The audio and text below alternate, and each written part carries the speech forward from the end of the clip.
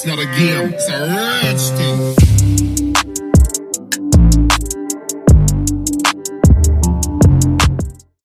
Okay, so yun po ng mga kapitbahay. So we're here in Lingnam sa Makati. At ito, itatry lang namin yung isa sa mga food nila. Ang in-order ko is sweet and sour fish fillet. Ayan, tapos may isang kanin. So titingnan natin kung gaano kasarap ito. So maiksing video lang naman to. So at least magkaroon lang kayo na idea kung gusto nyong kumain sa Lingnam dito sa may Makati sa Glorieta. So ito naman mga kapitbahay, nag-order kami ng ano to, hakaw to? Kuchay. Kuchay pala, sorry. So kuchay. So matikman din natin yan, ano po. At kay Mrs. ang kanya is congee, ayun, with egg. Nice. Okay, ito siya mga kapitbahay, ano po. Fish fillet.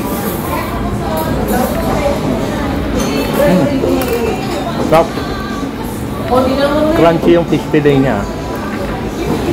As compared sa mga dati naming nakainan na, yung mga fish fillet nila malalambot eh. Ito crunchy. Kakaiba.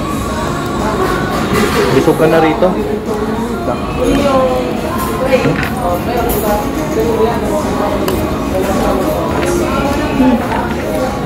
Kuchay. No.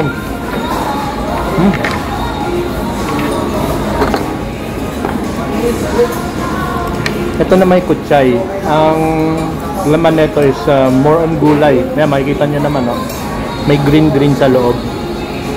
Tapos, sausaw natin sa soy sauce. Ayan.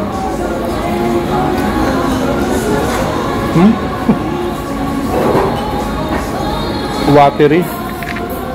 Mouth watering. Sarap din. Gulay na gulay. Fresh na fresh yung pagkaka-prepare nila. By the way, pwede nyo mabili ito in fried, ano? Fried tsaka steam. So, kinuha namin yung steam.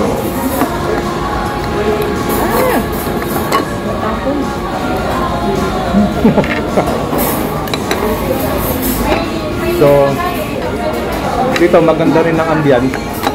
Maliwalas din. So, yun lang yung maiksing review namin ngayon so far. So, if you do like this video, at lalo na kung gusto ito restaurant na to at na-curious kayo, so do visit them dito sa may Glorieta, katapat doon ng landmark. So,